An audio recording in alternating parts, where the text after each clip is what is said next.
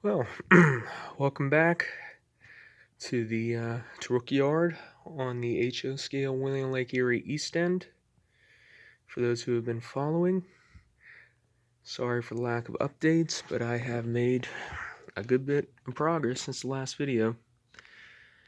As you can see, I have switched out some of the Atlas switches for brand new Picos. Insulated, and yes, they do work. I am slowly, and I mean slowly, upgrading them as I get the chance and the funds. As you also see, I put a second main line in, which the original PWV was when it was built. And yes, I still have to drill through the wall. I'm working on that. Okay, as we zoom back out, this will be where Frac Tech is in the yard. See, I got the asphalt down. The tanks will be right up here. Let's move further down. See, I've been slowly working on the scenery and the ballast. So it's coming along. Again, excuse the mess, scenery work. And trying to start the next project, putting lights in here.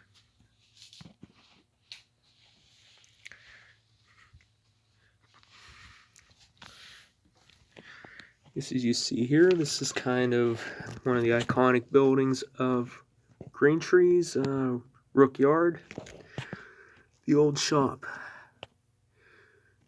Sure, I had to move it around a bit so it works better for my layout, but you get the feel. And oh, those are new. The telephone poles and the street lights. Street lights will be wired up for operation, as will these 3, probably eventually 4 houses. Street's been extended a little bit, Hawthorne Street. Oh, yeah, and the fence will be in. Very little of that is glued down in place, just as I'm trying to fit it in place. Oh, yeah, that's also new. Static grass. Absolutely wonderful thing. It looks so much better than just regular ground foam. Although scenery from Scenic Express is the best out there. That's where I got these trees. You gotta admit, those are pretty decent looking trees. Before anyone comments on the poles, they are not fully drilled in to the layout. They will be at some point. Further down, you see the east end of the yard. And the auto rack loading and unloading facility. Once again, pavement down. Asphalt at that. I think that looks pretty good. As usual, nothing here.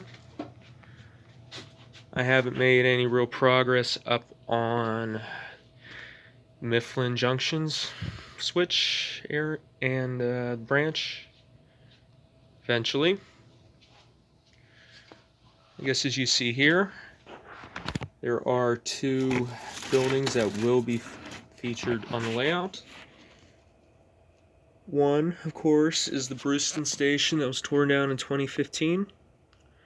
Since it's my layout, it still stands, although still in the dilapidated state.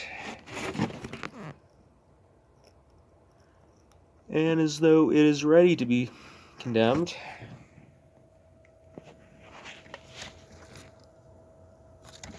And yes, I still have to do little touch-ups on it. It's been through a couple moves. There you go. And here's the other one that's new.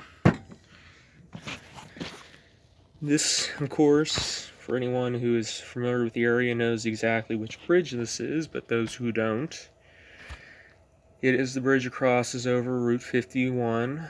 Would that be, no, that wouldn't be, would that be, no, that would be Brownsville Extension. Brownsville Road, outside of Brewston, on the way to McKeesport. So let's move on. You see the coil cars in the back.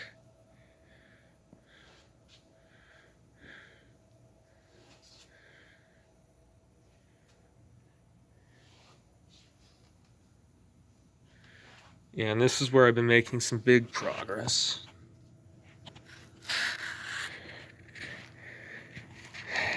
Anyone who knows the area knows that this, or knows which crossing this is. This is Willis Road Crossing for anyone that does not know.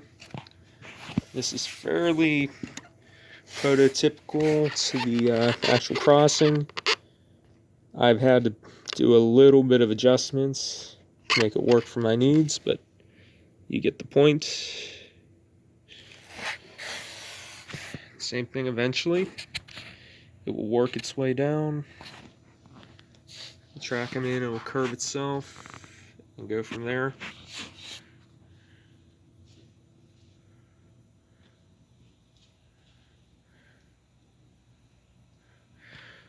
Oh yeah, and that underneath is supposed to be very similar to the many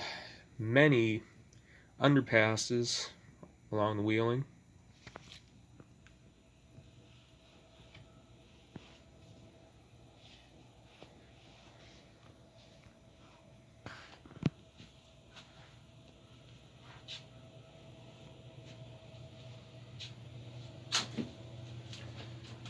And let's give this a try. Let's see how this looks.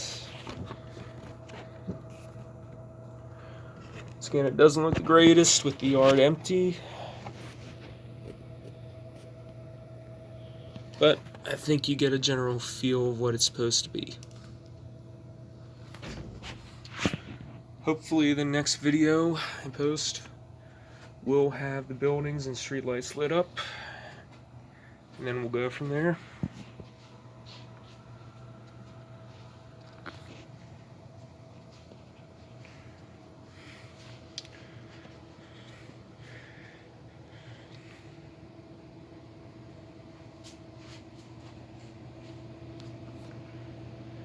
Alright, yeah, thank you for joining the video. Thanks for watching. As always, keep in touch, follow the page. Just keep waiting for more updates.